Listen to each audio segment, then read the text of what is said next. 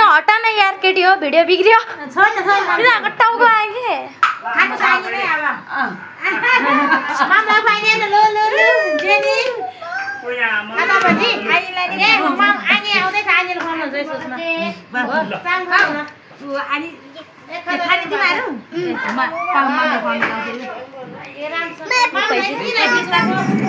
झरे त अनि अर्कोले